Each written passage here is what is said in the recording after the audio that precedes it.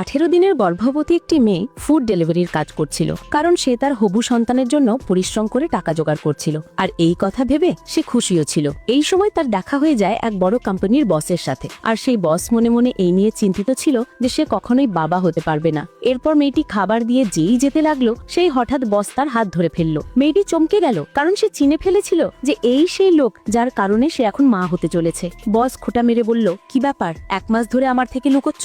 এত ভয় পাও আমাকে? মেয়েটি চুপ করে রইল। কিন্তু তখনই পরিস্থিতি আরো অদ্ভুত হয়ে গেল, যখন বসের অ্যাসিস্ট্যান্ট এসে মজা করতে লাগলো যে বস তো পৌরুষের দিক থেকে দুর্বল। মেয়েটির কাছে আর কোনো রাস্তা ছিল না, তাই বাধ্য হয়ে এসে বলে দিল যে না, এমনটা একদমই নয়, উনি ঠিক আছেন, শুধু একটু দুর্বল। বস আপাতত রাগটা হজম করে নিল আর ভাবলো পরে মেয়েটার শাস্তি দেবে। কিন্তু তখনই মেয়েটি গাড়ির দরজা খুলতে গিয়ে চোট পেয়ে গেল। এটা দেখে বস সঙ্গে সঙ্গে ঝুঁকে তার ক্ষত পরিষ্কার করতে লাগলো। বসের এরকম কেয়ারিং দেখে মেয়েটির মনে হলো যে সে একজন দায়িত্ববান এবং যত্নশীল মানুষ।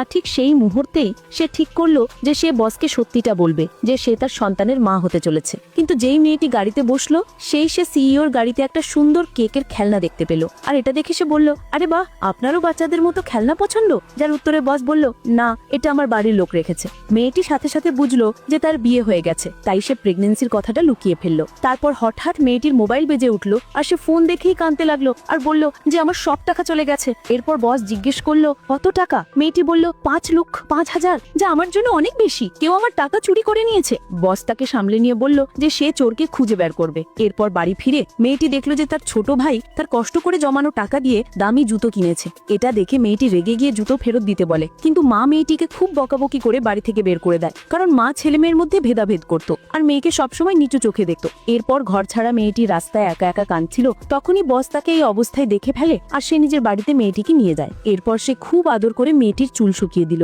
এদিকে মেয়েটির মনে হলো যে বস বিবাহিত, তাই তার বাড়িতে থাকা ঠিক নয়। তাই সে নতুন বাড়ি খোঁজার কথা ভাবলো, কিন্তু বস আগেই তার ব্যাপারে সবকিছু জেনে গিয়েছিল। তাই সে মেয়েটিকে বলল, আমার কোম্পানিতে কাজ করো, মাসের বেতন 8 লক্ষ টাকা হবে, কিন্তু 24 ঘন্টা তোমাকে তৈরি থাকতে হবে। মেয়েটি অবাক হলেও বসের এই প্রস্তাবে রাজি হয়ে গেল। এরপর বস তাকে নিজের অফিসে আর বড় বড় বিজনেস ইভেন্টে নিয়ে যেতে শুরু করলো। এরপর একদিন একটা ডান্স পার্টিতে মেয়েটির সাথে তার এক পুরনো বান্ধবীর দেখা হলো। বান্ধবীটি তাকে নিচু দেখিয়ে বলল, তুই তো গরিব, এখানে কি করে এলি? আর এই কোটি টাকার ড্রেস তোর কাছে কিভাবে এলো? নিশ্চয়ই কোনো বড় লোকের রক্ষিতা হয়েছিস।